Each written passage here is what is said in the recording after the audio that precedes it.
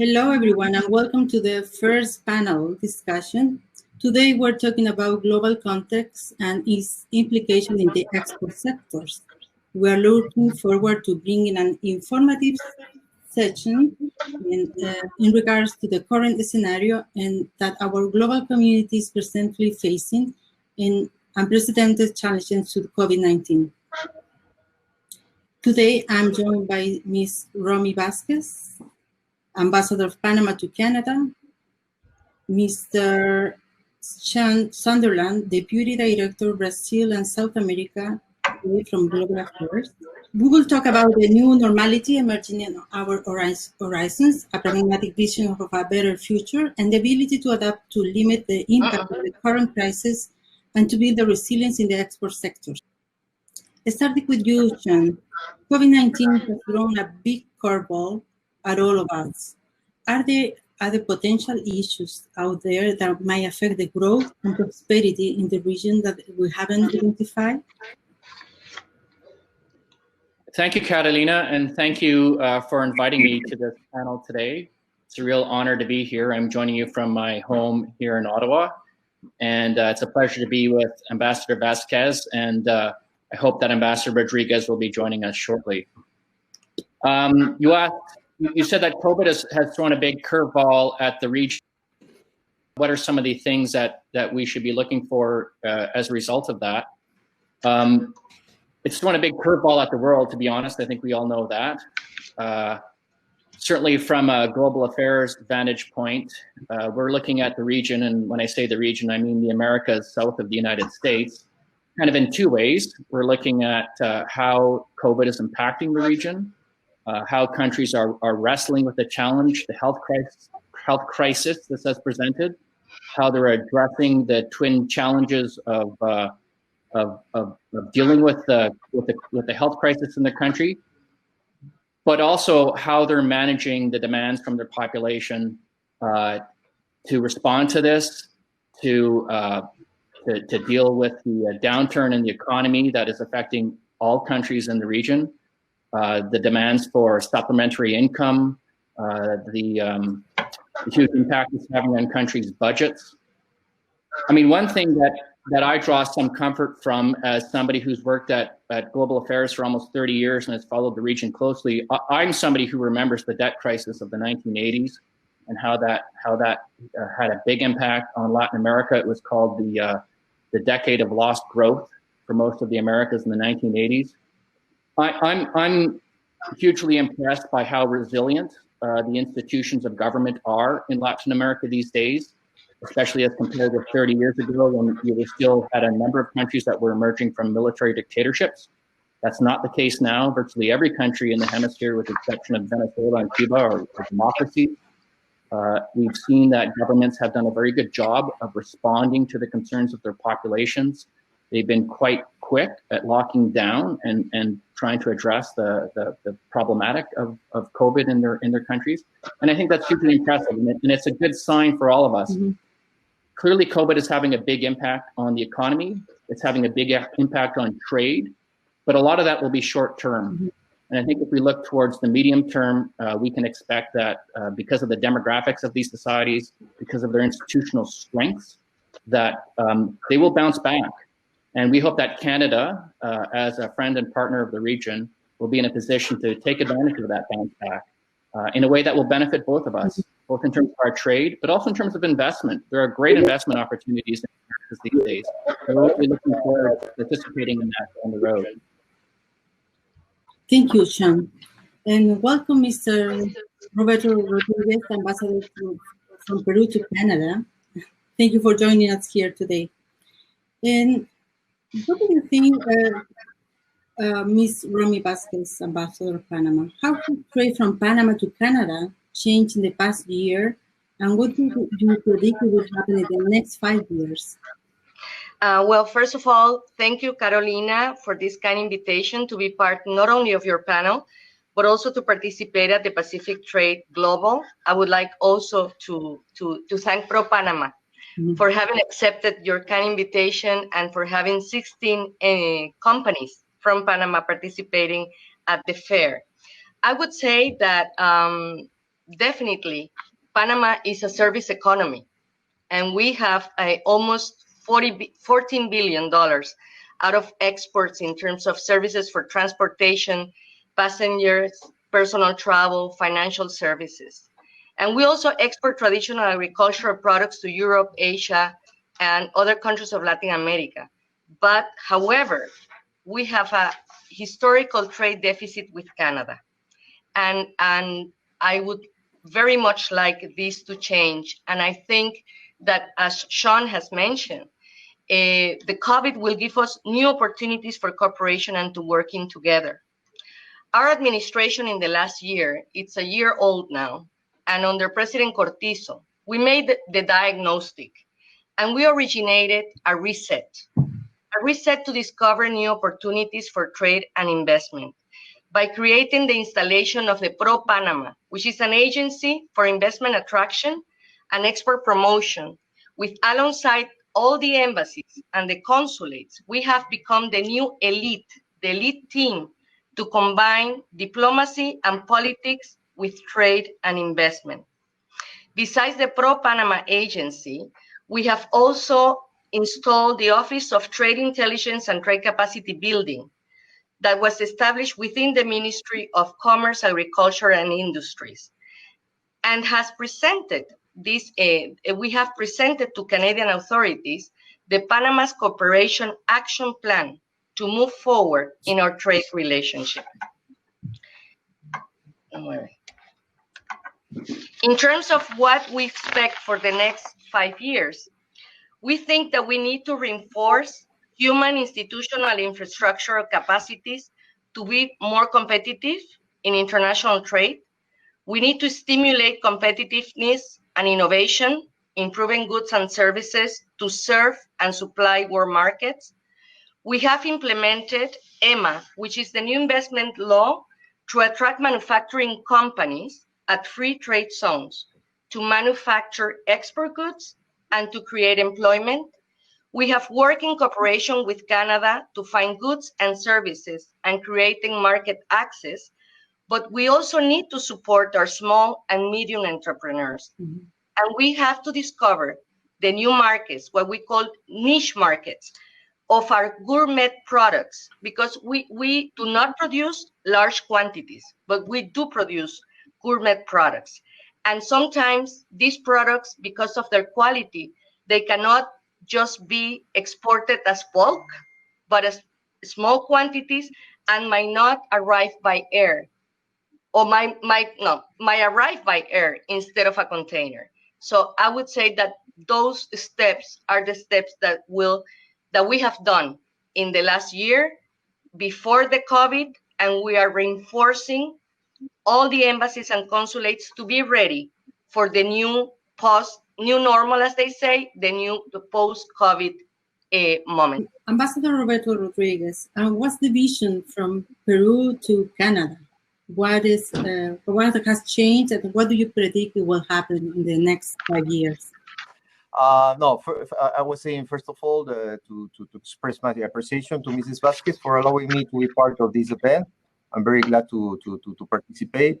And okay, so I was saying that despite the uncertain world economic conditions, Canada's trade and investment performance for 2019 was marked by growth, and Canada's top 3 good exports, energy products, motor vehicles and parts, and consumer goods, accounted for over 45%. And despite Canada having the US, European Union, and China as its top 3 trading partners, Latin America has been positioning itself in certain market niches, mainly in the field of agricultural products, and that's in the case of Peru. In the case of Peru, the export to Canada exceeded $2 billion last year, mainly driven by the sale of gold, lead, zinc. We're a mining country, but also we exported important amounts of coffee and agri-industrial non-traditional products as mandarin, quinoa, mangoes, grapes. And right now, Canada has positioned itself as the 3rd destination for Peruvian goods after China and the United States. Well, according to official Peruvian data, despite the uncertainty due to the current COVID-19 pandemic, Peru-Canada trade has increased 4.5% in the first half of this year compared to the same period last year, with a balance of more than $650 million in favor of Peru. So in this first semester, the non-traditional Peruvian agricultural sector was the only one that increased its sales, highlighting the higher exported values of rice, ginger, mangoes, grapes, asparagus, and among others. No? And on the medium term, the economy is expected to expand solidly, driven by a strong domestic demand and continued sales of commodities.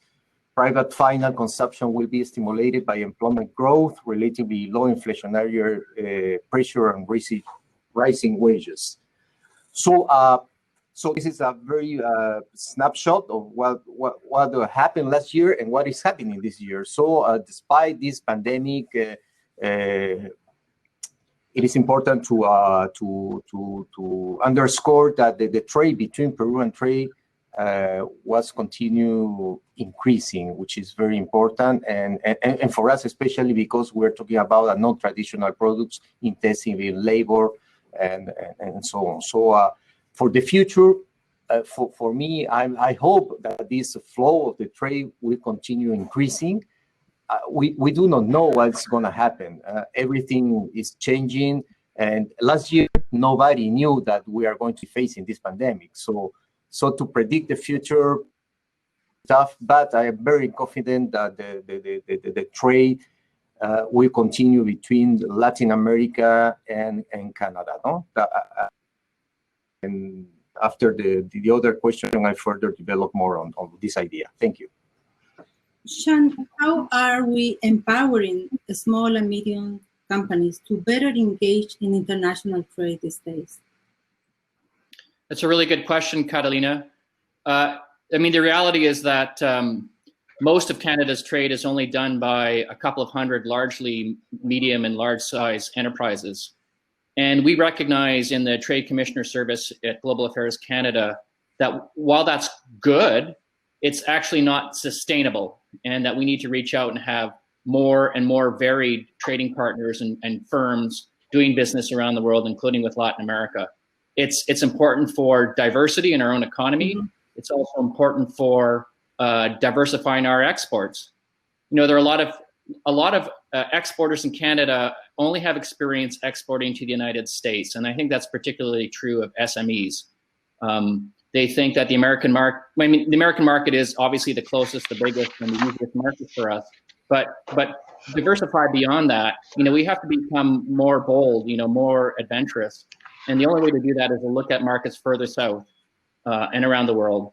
So we have a program in Canada called Can Export, and you can find details of it on the Trade Commissioner's website for Global Affairs Canada, which helps work with small and medium enterprises to, you know, bring them up to speed, to better understand what local markets are around the world, to better understand, you know, what their product segment is, what their niche is, and to identify where those markets are that they can export to.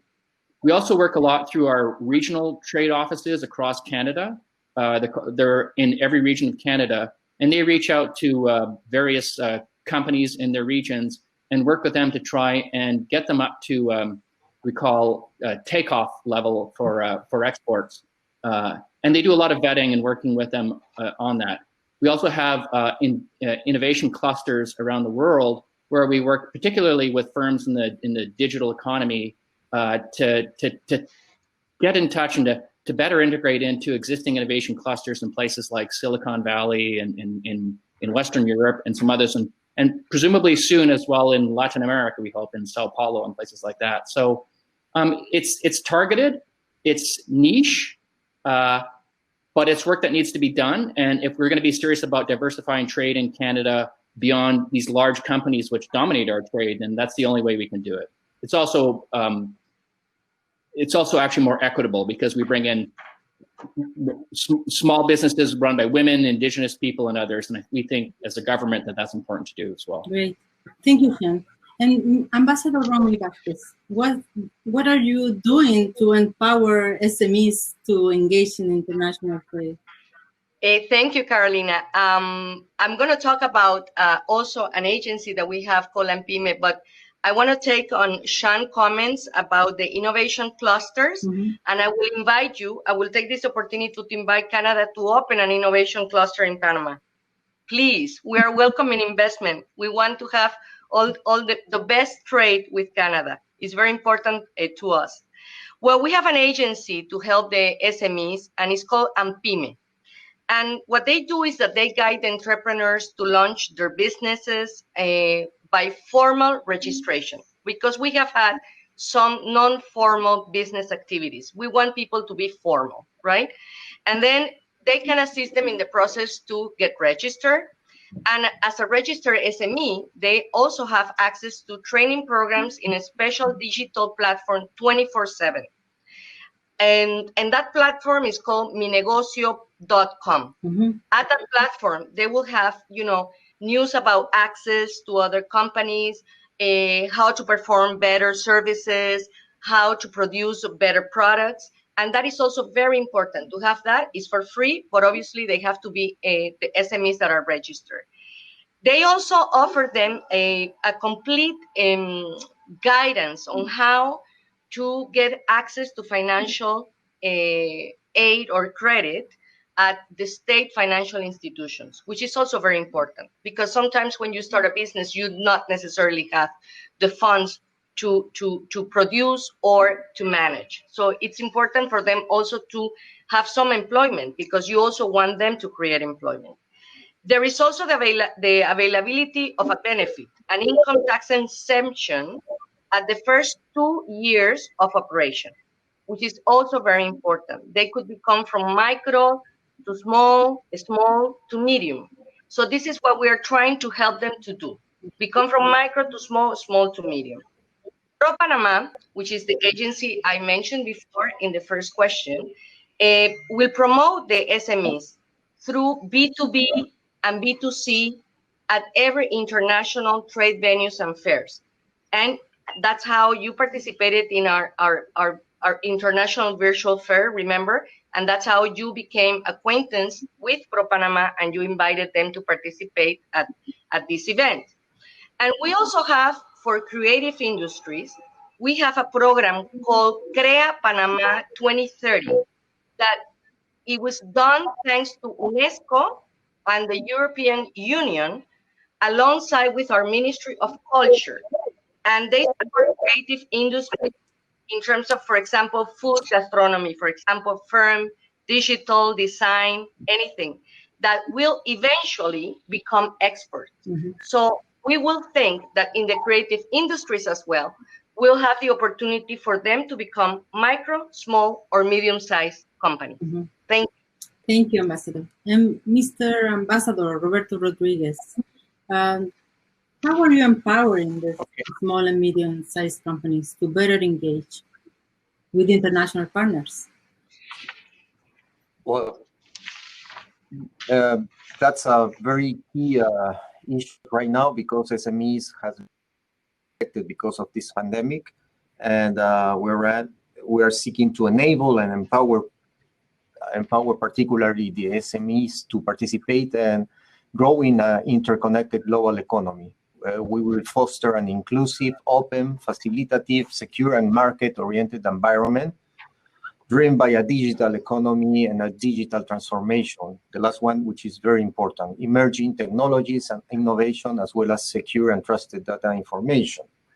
I would like to highlight a national pursuit that has been fostered in the last years in Peru, and that is linked with the strengthening of our trade, to the promotion of public-private alliances for research and development projects, investment in new technologies through scientific and technological parks, as well as trying to draw a highly skilled human resources.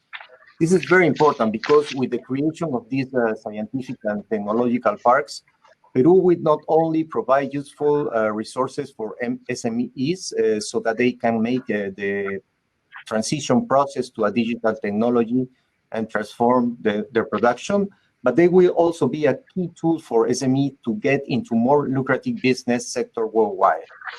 In this process, the technological park will provide SMEs with adequate technological and trade services so they can adapt to new technologies and have more efficient and effective productive processes, saving time and money.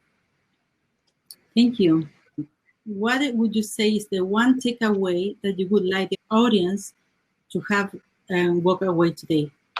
Sean? I would say we talked a lot about trade, but one thing we haven't talked about as much is investment. I think Ambassador Vasquez raised it. But, you know, in Canada, we have a lot of pension plans and private equity that is sitting on a lot of capital. And Latin America is a part of the world that needs this capital. It's also a part of the world where governments are increasingly indebted, and there's going to be more and more privatization of infrastructure. So there's great opportunities for Canadian pensions and investment firms to invest in Latin America, as they have been doing in the Pacific Alliance and Brazil especially, but to do more investment in the future. And I think that's going to drive trade, you know, over the next 10, 15 years, investment and trade together. Thank you. Ambassador Vasquez? Thank you. I agree with Sean completely. Yes, and we want to attract that investment. I would like to say that Panama is a valuable platform for trade. It serves the world with our Panama Canal and our strategic location and hubs. We will continue being a service economy. There's no doubt about it. But we are ready to produce value-added goods. And I would like just to express that there are no borders for trade. I think that we need to come together. Let's come together and build the best common market. And welcome anytime to Panama, because we have location. We have a very good strategic position in the world. So thank you very much. Thank you.